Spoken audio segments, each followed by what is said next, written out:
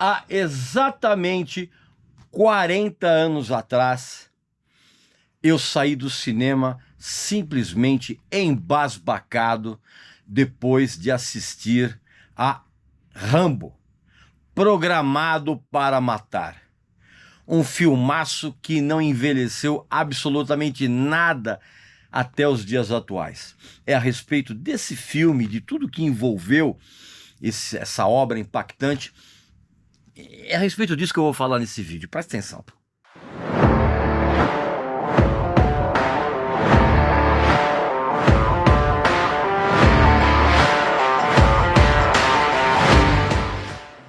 Meu amigo e minha amiga, eu lembro como se fosse ontem o impacto que eu senti quando eu saí do cinema depois de ter assistido Rambo, Programado para Matar.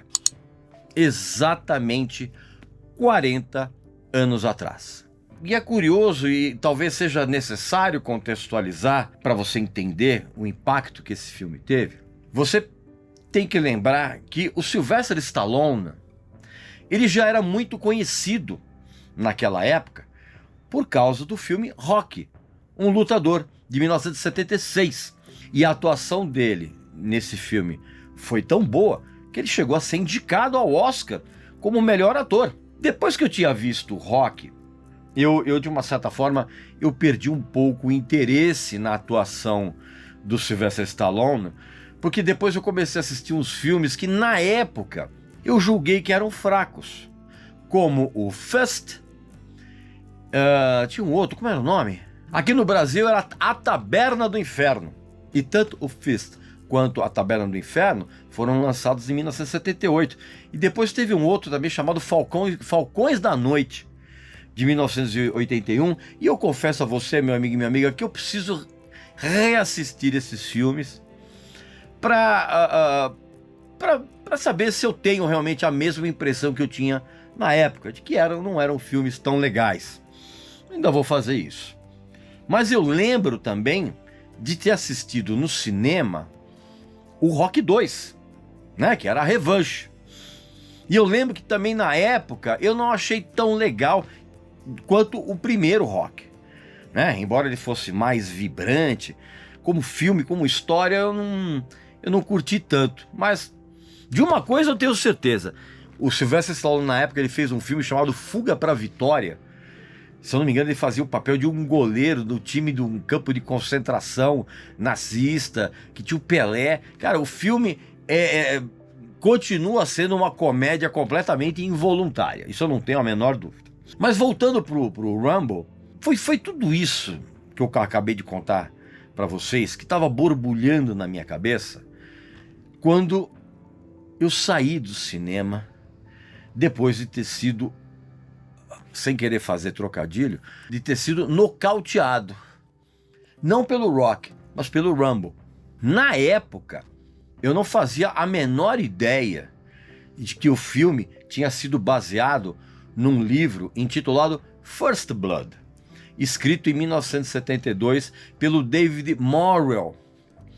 E o livro era e ainda é um retrato muito contundente das consequências de uma guerra, no caso, a Guerra do Vietnã, que ainda na época e ainda hoje queima e corrói as entranhas do povo americano.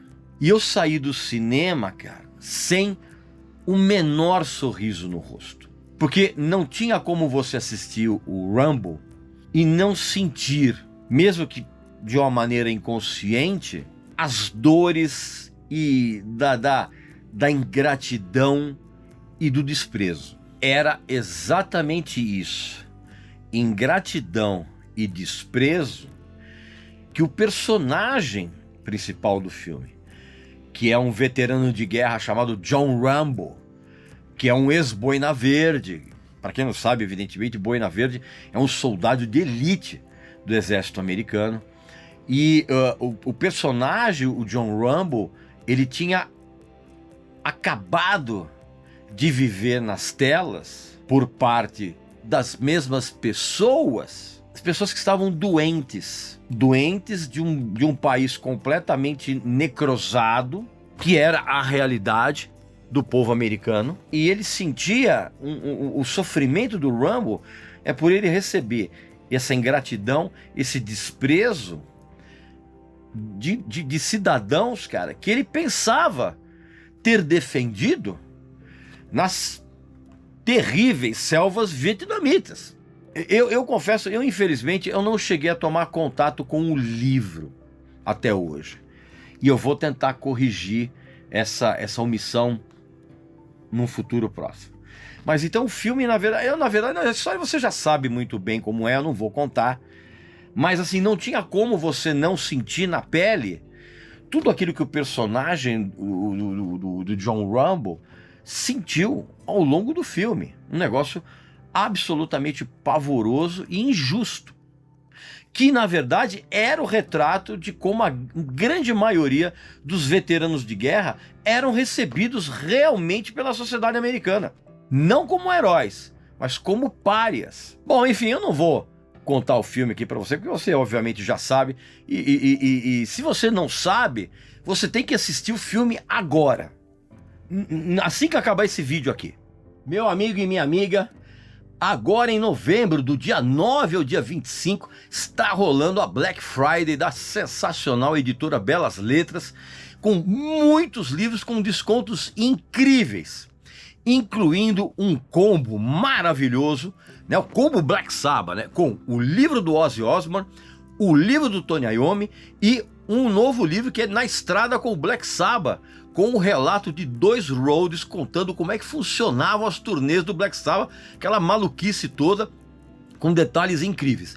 Então, além do desconto da Black Friday da editora Belas Letras, você clicando aqui embaixo no nosso cupom de desconto e preenchendo lá com o Regis Tadeu Indica, você tem mais um desconto. Quer dizer, é uma oportunidade imperdível de você tomar contato, ter na sua biblioteca 3 livros reveladores de como funcionavam as coisas dentro do Black Sabbath, fora as histórias inacreditáveis, né? Então, não perca essa oportunidade.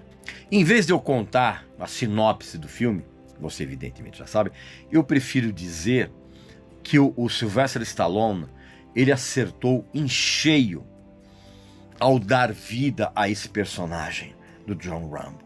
E ele deu vida em todos os sentidos, inclusive no seu desenvolvimento como ator evidentemente, como ator dramático, né?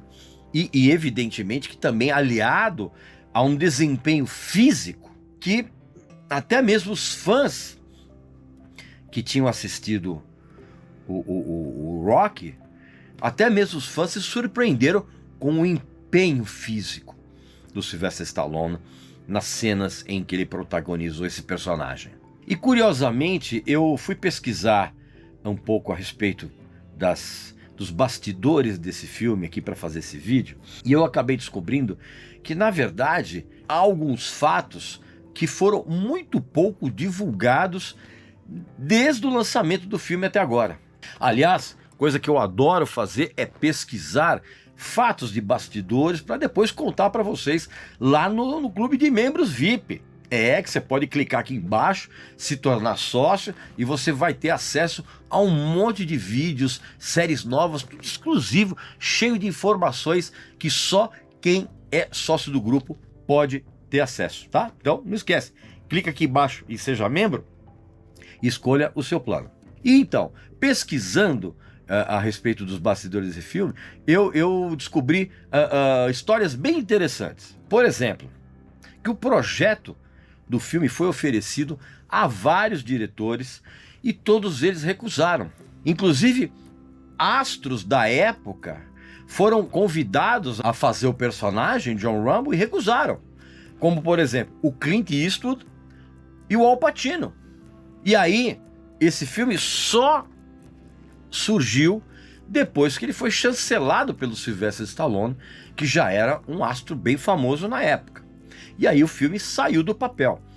Só que é o seguinte, o roteiro do filme, ele atenuou completamente a violência que existe no livro. né? Tanto que, inclusive, no livro, o John Rambo, ele mata um monte de policiais. Coisa que não acontece no filme. E outra coisa, o final do filme é completamente diferente do final do livro. Porque no final do livro, o Rambo, ele meio que comete um suicídio. Quando ele obriga o coronel Trautman, né, interpretado no cinema pelo Richard Crenna, ele obriga o coronel a atirar nele. Inclusive, essa cena foi filmada. Só que chegou na hora, os caras falaram, pô, não, essa última cena é muito baixo astral. E no filme eles mudaram a cena final, no qual o John Rambo é preso. E o filme foi um sucesso tão estrondoso, que rendeu várias continuações, como você sabe, né? Que, de uma certa forma, foram enfraquecendo ao longo dos roteiros, enfraquecendo que eu falo em termos de roteiros, né? Ao longo das décadas. Embora o Rambo 2, A Missão, de 1985, tenha sido um sucesso financeiro ainda maior. Obviamente que com uma proposta militarista, vamos dizer, e justiceira, completamente diferente da intenção original do personagem. E foi exatamente a partir do sucesso do Rambo 2 que esse sucesso gerou uma infinidade de outros filmes na mesma pegada.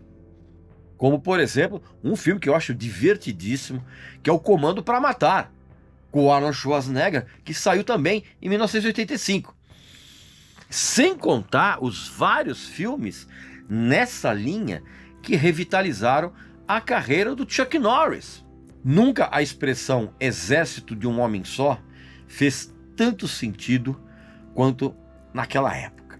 É bem provável que a molecada hoje, molecada descerebrada, se você mostrar esse filme para eles, é capaz deles eles ficarem revoltadinhos, sabe? E mostrarem um desprezinho, uma impaciênciazinha para assistir esse filme. Mas eu tenho certeza que se você assistir esse filme com os seus filhos e explicar direitinho o contexto da coisa toda, eu tenho certeza absoluta que seus filhos vão adorar Rambo, Programado para Matar. E você vai relembrar uma época em que o cinema estava fortemente calcado no roteiro e não nos efeitos especiais, com esse monte de filme de super-herói aí, essa grande babaquice. Pois bem, meu amigo e minha amiga, essa é a minha sensação 40 anos depois de eu ter assistido Rambo, Programado para Matar, um filme que para mim não envelheceu absolutamente nada.